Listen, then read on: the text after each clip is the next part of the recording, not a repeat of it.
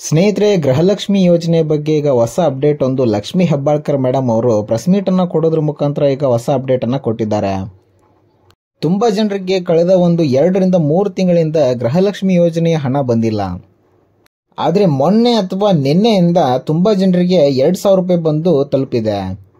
So ಆ ವಿಷಯದ ಬಗ್ಗೆ ಈ ಒಂದು ವಿಡಿಯೋದಲ್ಲಿ ನೋಡೋಣ. ಅದರ ಜೊತೆಗೆ 12 ಮತ್ತು 13ನೇ ಕಂತಿನ ಒಂದು ಗೃಹಲಕ್ಷ್ಮಿ ಯೋಜನೆಯ ಹಣದ ಬಗ್ಗೆ ಕೂಡ ಈ ಒಂದು ವಿಡಿಯೋದಲ್ಲಿ ನೋಡ್ತಾ ಹೋಗೋಣ. ಸೊ ಯಾರ್ಯಾರು ಸಬ್ಸ್ಕ್ರೈಬ್ ಮಾಡದೆ ನಮ್ಮ ಒಂದು ವಿಡಿಯೋಸ್ ಅನ್ನ ನೋಡ್ತಾ ಇದ್ದೀರಾ, ಸಬ್ಸ್ಕ್ರೈಬ್ ಮಾಡ್ಕೊಳ್ಳಿ. ಹಾಗೂ ಇದೇ ತರಹದ ಒಂದು ಗೃಹಲಕ್ಷ್ಮಿ ಯೋಜನೆ ಬಗ್ಗೆ ಅಪ್ಡೇಟ್ಸ್ ಗಳನ್ನ ಈ ಒಂದು ಚಾನೆಲ್ ನಲ್ಲಿ ನೋಡಬಹುದು. ಹಾಗೂ ಈ ಒಂದು ವಿಡಿಯೋನ ಲೈಕ್ ಮಾಡಿ ಹಾಗೂ ತುಂಬಾ ಜನರಿಗೆ ಶೇರ್ ಮಾಡಿ.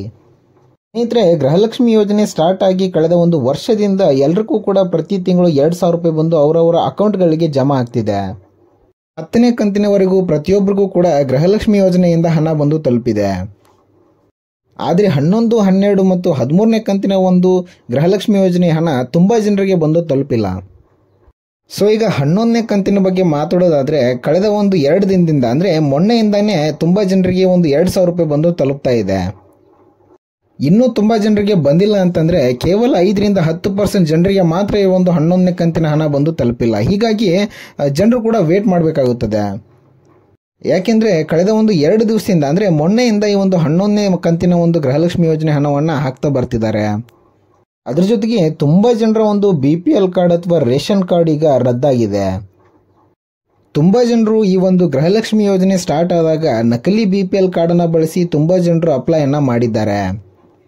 ರಾಜ್ಯ ಸರ್ಕಾರವು ಕೂಡ ಕೆಲವೊಂದು ಎಲಿಜಿಬಿಲಿಟಿ ಕ್ರೈಟೇರಿಯಾ ಅಂತಂದ್ರೆ ಮಾನದಂಡಗಳನ್ನ ವಹಿಸಿತ್ತು. ಆದ್ರೂ ಕೂಡ ಜನರು ನಕಲಿ BPL ಕಾರ್ಡ್ ಅನ್ನ ಬಳಸಿ ಈ ಒಂದು ಗೃಹಲಕ್ಷ್ಮಿ ಯೋಜನೆಗೆ ಅಪ್ಲೈ ಮಾಡಿದ್ದಾರೆ. ಸೊ ಹೀಗಾಗಿ ಈ ನಕಲು ಹೊಂದಿರುವಂತಹ ಒಂದು BPL ಕಾರ್ಡ್ಗಳನ್ನ ಈಗ ರಾಜ್ಯ ಸರ್ಕಾರ ರದ್ದು ಮಾಡಿದೆ. ಸೊ ಈ ರದ್ದಾದಂತ ಒಂದು BPL ಕಾರ್ಡ್ಗಳಿಗೆ ಈಗ ಯಾವುದೇ ಒಂದು ಗೃಹಲಕ್ಷ್ಮಿ ಯೋಜನೆಯ ಒಂದು ಫೆಸಿಲಿಟೀಸ್ ಆಗಿರ್ಬೋದು ಅಥವಾ ಹೆಲ್ತ್ ಫೆಸಿಲಿಟೀಸ್ ಆಗಿರ್ಬೋದು, ರೇಷನ್ ಫೆಸಿಲಿಟೀಸ್ ಆಗಿರ್ಬೋದು ಯಾವುದೇ ಕೂಡ ಸಿಗೋದಿಲ್ಲ.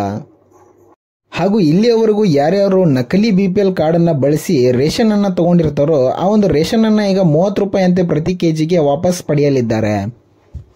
ಈಗಾಗಲೇ 2 ಲಕ್ಷಕ್ಕಿಂತ ಹೆಚ್ಚು ಜನರ ಒಂದು BPL ಕಾರ್ಡ್ಗಳನ್ನ ರದ್ದುಗೊಳಿಸಲಾಗಿದೆ. ಅದ್ರ ಜೊತೆಗೆ ಯಾರ್ಯಾರು ಈ ಒಂದು GST ಅನ್ನ ಫೈಲ್ ಮಾಡ್ತಿರ್ತಾರೋ ಅಥವಾ ಇನ್ಕಮ್ ಟ್ಯಾಕ್ಸ್ ಅನ್ನ ಫೈಲ್ ಮಾಡ್ತಿರ್ತಾರೋ ಅವ್ರಿಗೂ ಕೂಡ ಈ ಒಂದು ಗೃಹಲಕ್ಷ್ಮಿ ಯೋಜನೆಯಿಂದ ಯಾವುದೇ ಒಂದು ಫೆಸಿಲಿಟೀಸ್ಗಳು ಸಿಗೋದಿಲ್ಲ.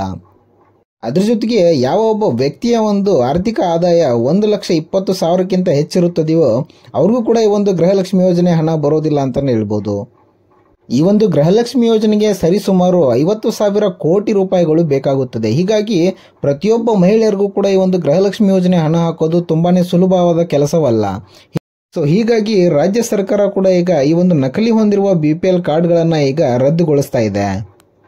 ಸೊ ನೀವೇನಾದ್ರೂ 4 ರಿಂದ 5 ತಿಂಗಳಿಂದ ಯಾವುದೇ ರೀತಿಯ ಗೃಹಲಕ್ಷ್ಮಿ ಯೋಜನೆ ಹಣ ಬಂದಿಲ್ಲ ಅಂತಂದ್ರೆ ನೀವು ಒಂದ್ಸಾರಿ ನಿಮ್ಮ ಅಪ್ಲಿಕೇಶನ್ ಸ್ಟೇಟಸ್ ಅನ್ನ ಚೆಕ್ ಮಾಡ್ಕೊಳ್ಳಿ. ಸೊ ನೀವು ಅಪ್ಲಿಕೇಶನ್ ಸ್ಟೇಟಸ್ ಅನ್ನ ಚೆಕ್ ಮಾಡಿದಾಗ ನಿಮಗೆ ಅಪ್ಲಿಕೇಶನ್ ಆಕ್ಟಿವ್ ಇದೆಯಾ ಅಥವಾ ಕ್ಯಾನ್ಸಲ್ ಆಗಿದೆಯಾ ಅಂತ ನಿಮಗೆ ತೋರಿಸುತ್ತೆ. ಅದ್ರ ಜೊತೆಗೆ ಸ್ಟೇಟಸ್ ನಲ್ಲಿ ನಿಮಗೆ ಯಾವ ಕಾರಣಕ್ಕೆ ಒಂದು ಅಪ್ಲಿಕೇಶನ್ ಕ್ಯಾನ್ಸಲ್ ಆಗಿದೆ ಅಂತ ಕೂಡ ತಿಳಿಸ್ಕೊಡುತ್ತೆ. ಸೊ ನಿಮ್ಮ ಒಂದು ಅಪ್ಲಿಕೇಶನ್ ಮಿಸ್ ಆಗಿ ಕ್ಯಾನ್ಸಲ್ ಏನಾದರೂ ಆಗಿದ್ರೆ ನೀವು ಮಹಿಳಾ ಮತ್ತು ಮಕ್ಕಳ ಕಲ್ಯಾಣ ಇಲಾಖೆಗೆ ಭೇಟಿ ಕೊಟ್ಟು ಪ್ರಾಬ್ಲಮ್ ಅನ್ನ ಸಾಲ್ವ್ ಮಾಡ್ಕೋಬೇಕಾಗುತ್ತದೆ. ಇನ್ನು 12ನೇ ಮತ್ತು 13ನೇ ಕಂತಿನ ಗೃಹಲಕ್ಷ್ಮಿ ಯೋಜನೆಯ ಹಣದ ಬಗ್ಗೆ ಹೇಳೋದಾತಂದ್ರೆ ನಿನ್ನೆ ನಡೆದಂತ ಪ್ರೆಸ್ ಮೀಟ್ ನಲ್ಲಿ ಲಕ್ಷ್ಮಿ ಹೆಬ್ಬಾಳ್ಕರ್ ಅವರು ಸ್ಪಷ್ಟನೆಯನ್ನ ಕೊಟ್ಟಿದ್ದಾರೆ.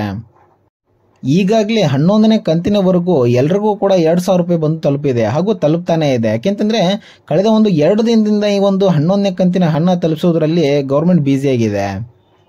ಇನ್ನು ಈ 12ನೇ ಮತ್ತು 13ನೇ ಕಂತಿನ ಹಣ ಈ ತಿಂಗಳ ಅಂತಂದ್ರೆ ಸೆಪ್ಟೆಂಬರ್ ಕೊನೆಯ ವಾರದಲ್ಲಿ ಬಂದು ತಲುಪಲಿದೆ ಅಂತ ಲಕ್ಷ್ಮಿ ಹೆಬ್ಬಾಳ್ಕರ್ ಅವರು ಹೇಳಿದ್ದಾರೆ.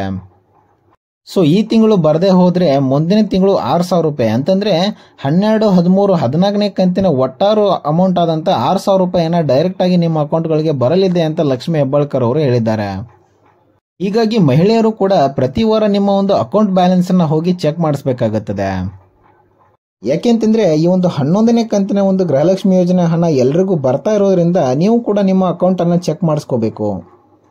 ಅದ್ರ ಜೊತೆಗೆ 12 ಮತ್ತು 13ನೇ ಕಂತಿನ ಹಣ ಕೂಡ ಶೀಘ್ರದಲ್ಲಿ ಬರಲಿದೆ. ಹೀಗಾಗಿ ಎಲ್ಲರೂ ಕೂಡ ತಮ್ಮ ಒಂದು ಅಕೌಂಟ್ ಬ್ಯಾಲೆನ್ಸ್ ಅನ್ನು ಚೆಕ್ ಮಾಡಿಸಬೇಕಾಗಿದೆ. ಹೀಗಾಗಿ ಯಾವುದೇ ರೀತಿಯಲ್ಲಿ ಗೃಹಲಕ್ಷ್ಮಿ ಯೋಜನೆ ಸ್ಟಾಪ್ ಆಗಿಲ್ಲ ಹಾಗೂ ಅಧಿಕೃತವಾಗಿ ಯಾವುದೇ ಗೌರ್ಮೆಂಟ್ ಇಂದ ಗೃಹಲಕ್ಷ್ಮಿ ಯೋಜನೆ ಸ್ಟಾಪ್ ಆಗಿರೋ ಬಗ್ಗೆ ಸುದ್ದಿ ಬಂದಿಲ್ಲ ಅಂತಾನೆ ಹೇಳ್ಬೋದು. ಇದೇ ರೀತಿಯ ಅಪ್ಡೇಟ್ಸ್ ನೊಂದಿಗೆ ಮುಂದಿನ ವಿಡಿಯೋದಲ್ಲಿ ಸಿಗೋಣ. Thank you so much.